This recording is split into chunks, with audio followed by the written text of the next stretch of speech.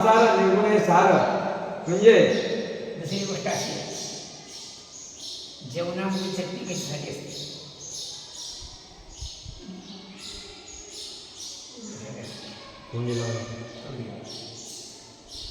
त्या संसार तोंडी लावासाठी आहे आणि आयुष्य परमार्थासाठी. काय संसार तोंडी लावासाठी आणि आयुष्य परमार्थासाठी. लोक काय करतात? चटणीच खातात. त्यामुळे दुःखामध्ये निवडत पडतात. त्या सगळ्या लोकांनी आपले शरीर संसाराला अर्पण केलेले आहे. शरीर कोणाला अर्पण करायचं आहे? देवाला. विठो आयुष्य आणि आमचे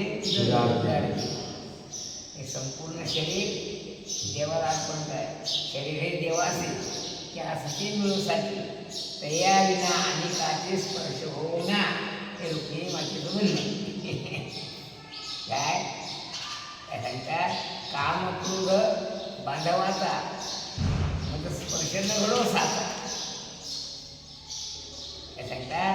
हे शरीर देवाचं आहे, देवा करता आलेलं आहे आणि देवाला अर्पण करायचं आहे.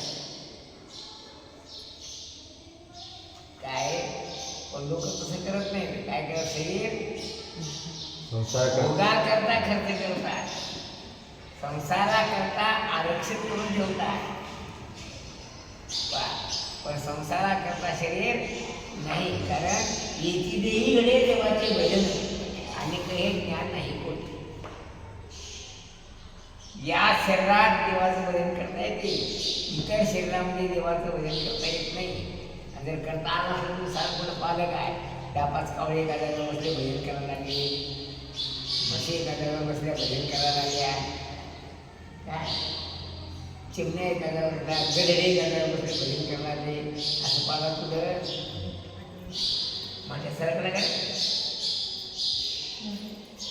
माझ्या झालं की माग असतात काय? तर पुढे बदमास तर नवीनच काढते नेणार असतात का? म्हणजे ओळख म्हणजे लाईनच्या बाहेर गेला माठ्या. याचा अर्थ काय?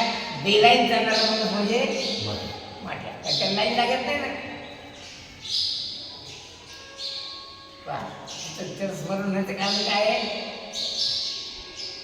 त्याला भजनात रस नाही, त्याला भांडे आणण्यात रस. पै शरीर कशा करता दिलं देवाने? भजन करण्याकरता. देवी दिला देह पण त्याला चटणी खाण्याचा म्हणतो. चटणी खाण्यात आलं आपण खाण्यात आलं काय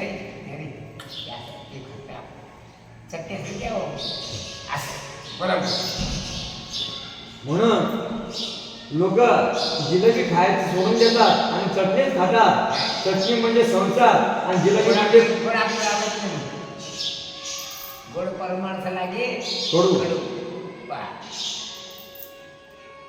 म्हणून गोड तर परमार्थ जेव्हा गोड झाली चटणी खाल्ल्यानं पोटात आग निर्माण होते, ती गोड झाली.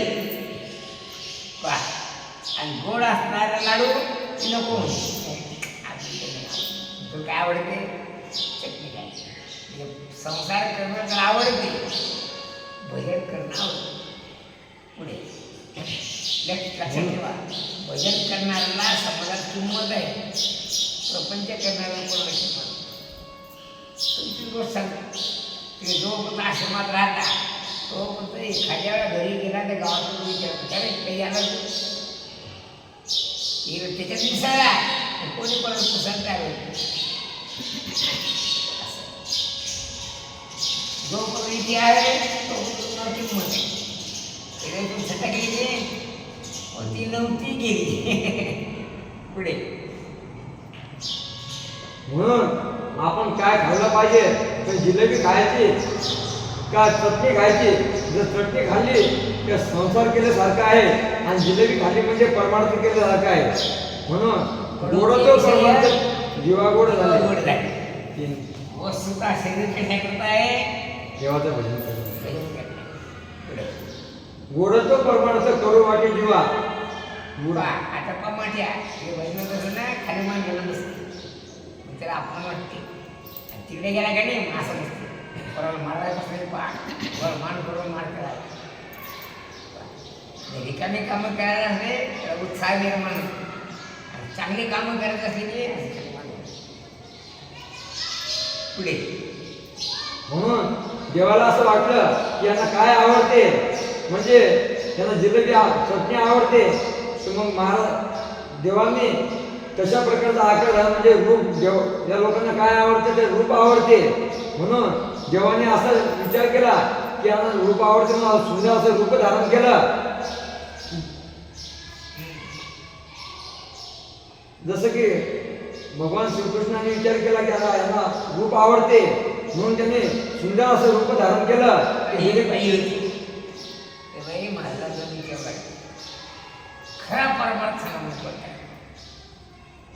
नेमकाच तेवढा केला की माणसाला पूर्ण करायचं काम तुला खरा परमार्थ सांगितला करू नको काही संचिताचे पायी करू सांगितलं जैसी स्थिती आहे तैशापुढे राहील आहे काहीच करू नको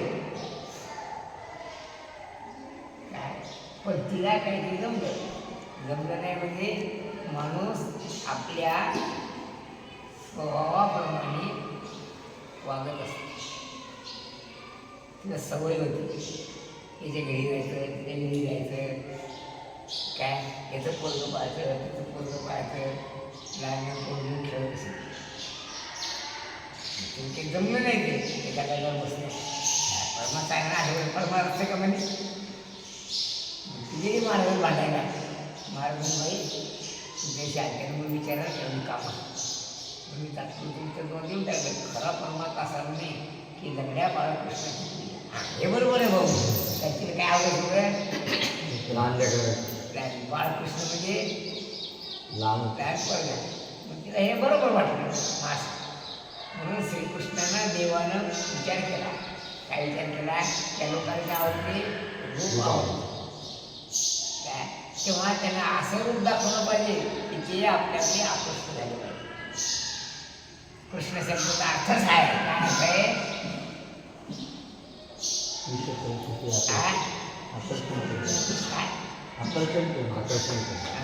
ओढून घेणे आकर्षण करणे असं मग त्या काळच्या ज्या ज्या लोकांनी कृष्णाला पाहिलं ते सगळे लोक कृष्णाकडे आकृष्ट एक दोन काय म्हणते घरामध्ये बाई कधी कधी धंदा तिला तरी एखादा नुसतं नाराज गेलं काय झालं नाटवे व्यवसाय विषय कृष्ण सगळा काम तिला सगळ्यांनी विसरून गेली आणि त्याच्या त्या कृष्णरूपानं मी असे आकर्षित झाले की मला सदा सर्व तेच दिसायला त्यामध्ये सदा सर्व तेच दिसायला असं जरा की मला त्या कृष्णरूपाचं दिसायला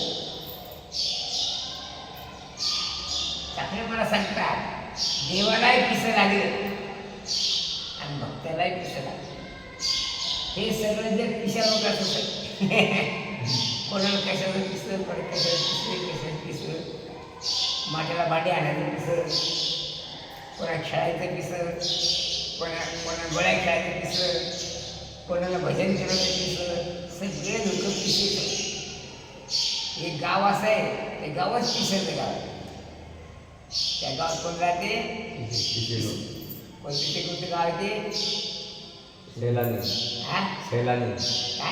सैलानी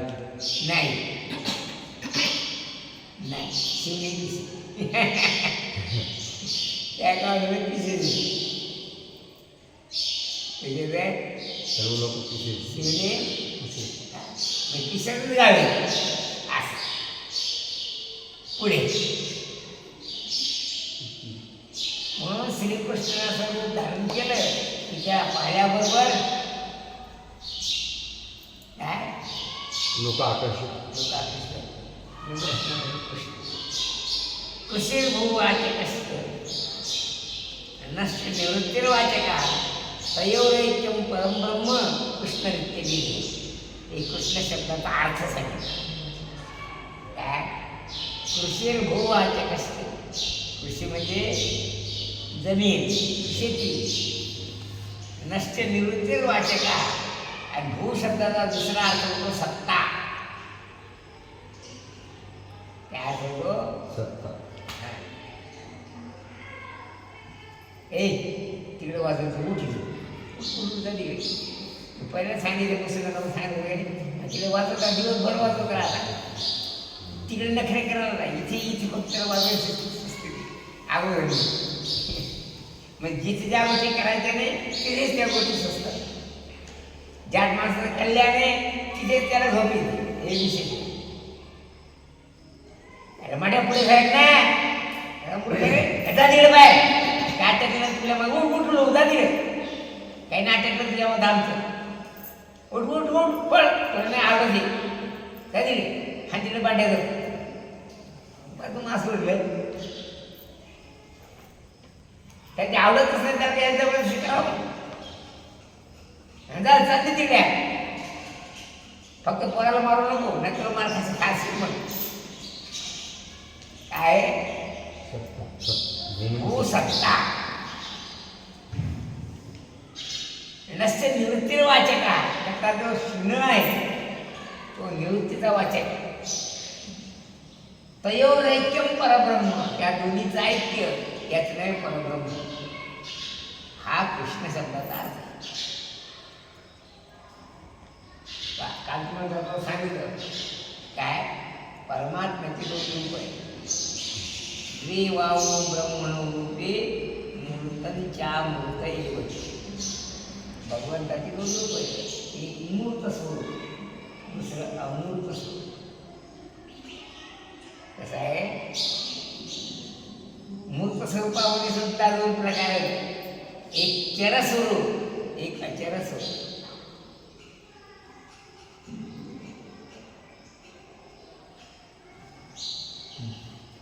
आहे ना देवळात ज्या मूर्ती आहेत त्या अचर स्वरूप. अचर न चालणाऱ्या.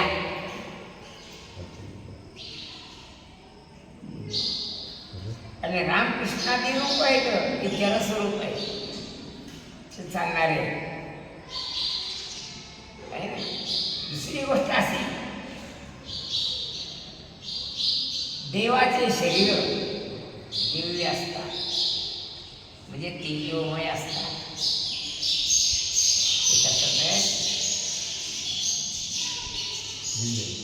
त्यांची सावली पडत. दिव्याची सावली पडते काय कारण दिव्य तेजोमय देव आहे. तेज हे दिव्याचं स्वरूप आहे नाही. दिव्याचं स्वरूप काय आहे? तेज म्हणजे अग्नी. अग्निमय देवाचे शरीर असतात. मग देवाची सावली पडत नाही. सामान्य लोकांचे शरीर आहे तर त्याची सावली पडत.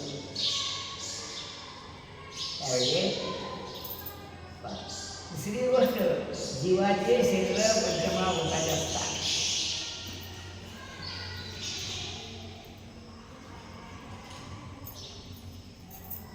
कशा सगळ्या म्हणजे पृथ्वी आप तेज वायू आणि आकाश या पाच तत्वापासून जीवाचे शरीर राहिले असते.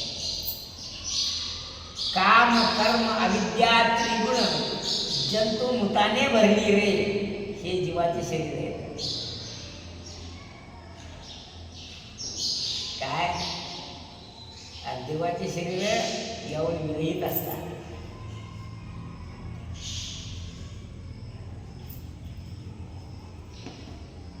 जीवाचे शरीर भौतिक असतात.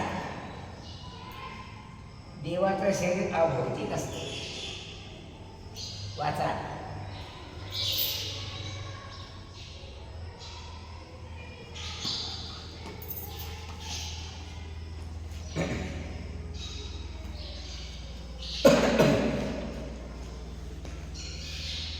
हे परमेश्वरा. परमेश्वरा म्हणजे परम ईश्वरा. परमेश्वरामध्ये काय परमेश्वर परमेश्वरा म्हणजे सर्वश्रेष्ठ ईश्वर शब्दाचा अर्थ पहा अनुग्रह आणि निग्रह करणे हे ज्याचं कार्य आहे त्याचं नाव आहे ईश्वर.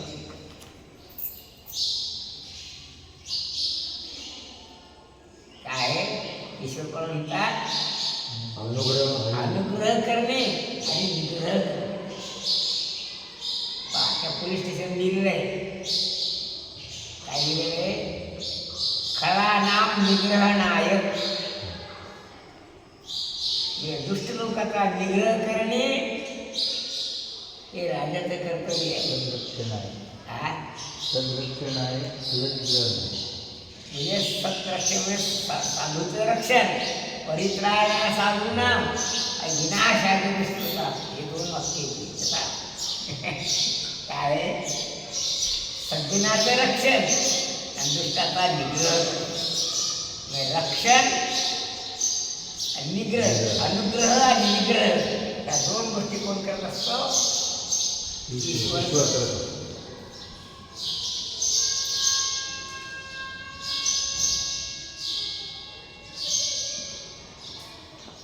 ईश्वरामध्ये दोन प्रकार. पोलीस हा एक ईश्वरच आहे, पण हा परम ईश्वर आहे म्हणजे परमेश्वर आहे.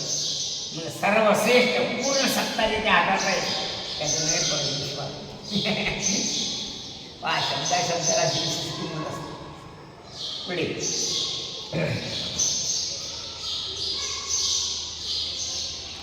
तुझ्या दिव्य स्वरूप दर्शनाने माझ्या मनाला वेळ लागलेला आहे. स्वरूप म्हणजे अप्राकृत दर्शनाने म्हणजे प्रकृतीहून विरहित असं जे स्वरूप आहे. आमचा प्रकृती पहिलीकडीला भाऊ जरी कल्पनेला लागसे पाहू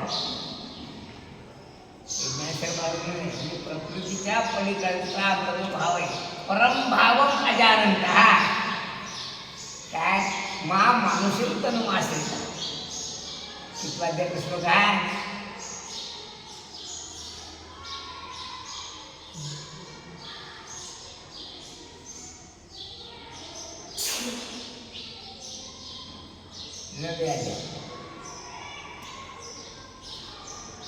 मानुषयुक्तमाश्रिता परमभावमजानन्तु अवजानन्ति मामूढा. मानुषयुक्तमाश्रितं परमभावमजानन्तु मम भूतमहेश्वरम्. याच्याकरता तुम्ही गीता पाठ करा. गीता पाठ नाही केली म्हणायला जरी लागली बरोबर पाहून जरी म्हणले तरी काय दिवसाची पाठ होते. पण तुम्ही ती गध्या गीता सांगून द्या त्या गीता तिच्यावर माळी लिहिलं काय आर आर माळी असं. आर म्हणजे रुद्र्या, दुसरा आर म्हणजे राजेंद्र. कधी माझी नवीन माझी हाच गडा म्हणजे मग चोरी होती पण कोणी कोणाचं चोरत नाही. हाच गडा त्याला शुद्ध नाही आपल्या गोष्टी चांगला होतं. कारण मी असं करणार आहे की जी काही गीता गाथा दिसली मी काय करणार साडी दाखवून दिला काही दिसायचं मग झोपते म्हणतो. म्हणजे किती वेळी किंमत वाटते त्याची किंमत वाटत नाही आता अर्थ कारण पहिली होती. मागचे पानं फुटली नव्हते आणि पुढचं वर ते फाटलेलं होते.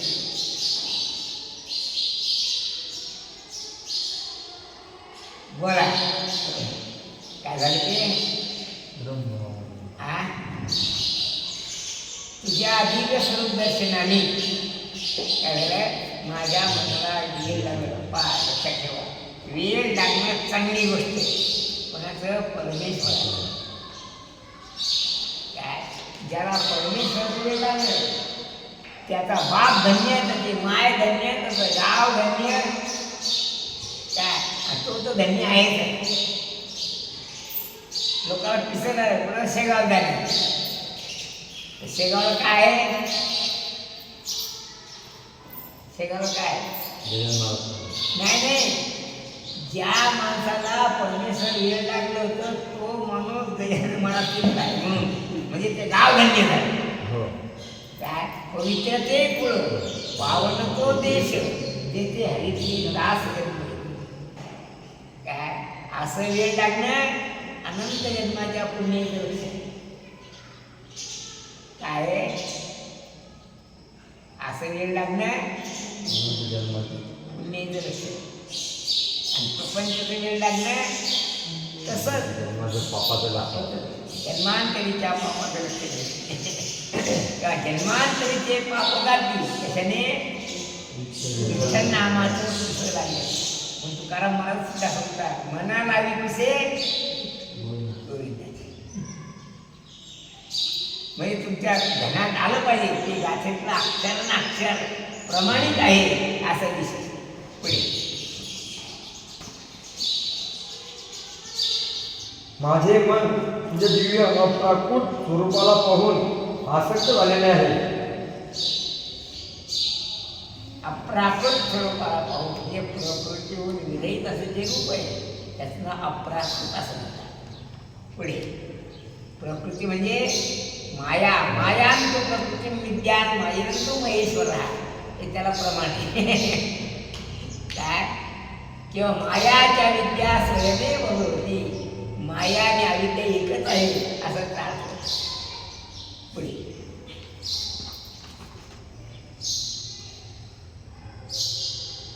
माझे डोळे गुरुप्रज्ञा प्रसादाने युक्त दिव्यदृष्टी संपन्न होऊन गुरुप्रज्ञा म्हणजे गुरुबुद्धीने काय जसं हरिबुद्धी जपे तसा गुरुबुद्धी जपे तो असा. म्हणजे गुरुच्या बुद्धीप्रमाणे जो वागतो तो माणूस दुर्लभ आहे. असे माणसं सापडत नाही. कसे जसं अनिका सारिका भवसू जैसा न जोडी परिसू का अमृताचा अंश दैव म्हणे. अमृत मिळणं किंवा परी सापडणं हे दैवाचं लक्षण आहे का नाही. काय तसं असा माणूस सापडणे गुरुबुद्धीप्रमाणे वागणारा आणि बुद्धी संपादन करणारा कसे तर तुम्ही भेटला तर आपण सुद्धा अनंत पुण्यवान व्हावा. मग असे माणसं सापडत नाही. हे कसे पैसे बदमाश लफंगे असे नाही सापडतात. सगळं जग त्याच लोकांनी भरले नाही. पुढे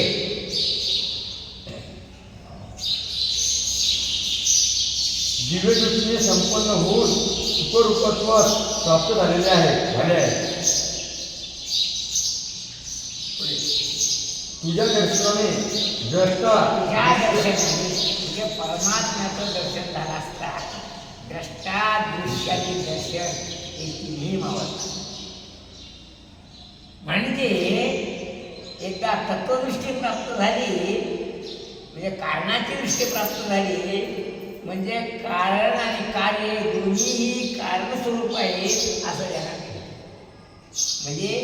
म्हणजे परमात्म्याचं दर्शन झालं असता हे सगळा आकार समाप्त होऊन जातो.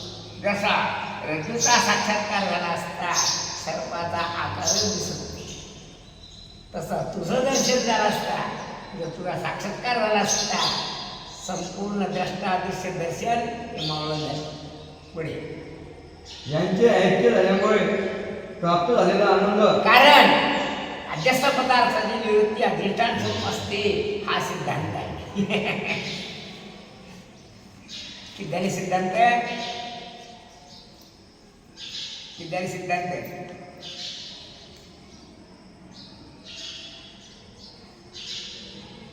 किती सिद्धांत आहे आतापर्यंत. कार्य कारण मिळून नसते. कार्य कारणस्वरूप असते हे का नाही. अधिष्ठानचा साक्षात्कार झाला असता निवृत्ती होते. आता काय सांगितलं अध्यस्त स्वरूपाची निवृत्ती झाली असता अधिष्ठ स्वरूपाची निवृत्ती अधिष्ठान जसा आता आपल्या तव्यावर पाण्याचा थेंब टाकला म्हणजे तो तवा होऊन जातो तत्क्षणी हिरविली होतो. तसं परमात्म्याचं दर्शन झालं असता द्रष्टा दृश्य आणि दर्शने दोन्ही मावळून जातात म्हणजे तद्रूपच होतं. तर तव्यात आपल्याला त्याला थेंब टाकला काय तो तद्रूप म्हणजे तवारूप होऊन त्यातच दिलं जातो. तसा पुढे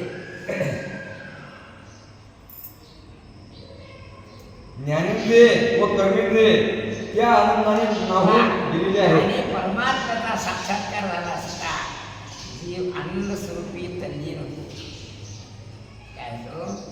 आणि आनंद स्वरूप तल्लीन झाले असल्या कारणानं जसं जिलेबी साखरेच्या पाकात टाकली असता ती जिलेबी अंगानं साखरून जाते, तसं सर्व इंद्रिये आनंदाने नाचू लागतात. हृदयचा आनंद अर्थात आदौ ब्रह्मास्मी ब्रह्माहमस्मी गीते खल्विदम ब्रह्म पश्चात अगोदर आत्मा ब्रह्मरूप असा साक्षात्कार झाला असता सगळं जगही तसंच दिसायला लागते. याचं नाव आहे आत्मोपम्य. याचं नाव काय आहे? कारण देखे आपल्या प्रतीची जगाची मुक्त असा अर्थ. पुढे तो आनंद माझ्या हृदयात मावेल असा झाला. म्हणजे म्हणजे हृदयचा आनंद सगळे म्हणजे माझ्या हृदयात आनंद कायच आहे, पण तो आनंद मला पूर्णात पसरला असं दिसतो. सगळीकडे जिकडे पाहे तिकडे सर्वमय गोविंद असं दिसायला. पुढे तो हृदयातून उचलून संपूर्ण विश्वात पसरलेला मला दिसत आहे. हे चक्रपाणी असा तुझा स्वरूपाचा महिमा आहे. चक्रपाणी म्हणजे ज्याच्या पाणी म्हणजे हातात चक्र आहे त्याचं नाव चक्रपाणी. श्री भगवान महाराज म्हणतात तुझे स्वरूप अत्यंत गोड आहे असे वर्णन केलेले शास्त्र पुराणे करीत आहे. ऐसा आहे नाम तेरा कोई वेदशास्त्र का. काय म्हणतो? काय म्हणतो? ऐसा आहे नाम तेरा कोई वेदशास्त्र का. तेव्हा तुझं नाव असं आहे की त्या नावाचं वर्णन वेदशास्त्र पुराण सगळेच करायला लागले. तेव्हा भगवंता तुझं स्वरूप तुझं नाव दिव्य अशा स्वरूपात आहे. त्या देवाची आवडती कुंडली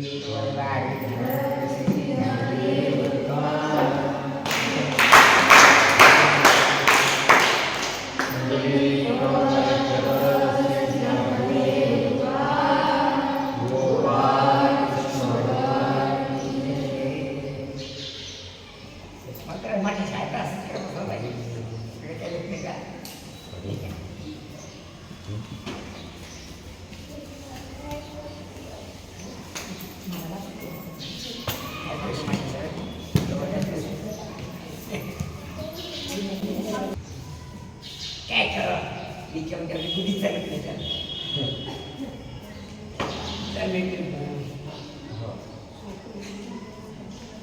एक धक्का बघाय कोणा पडत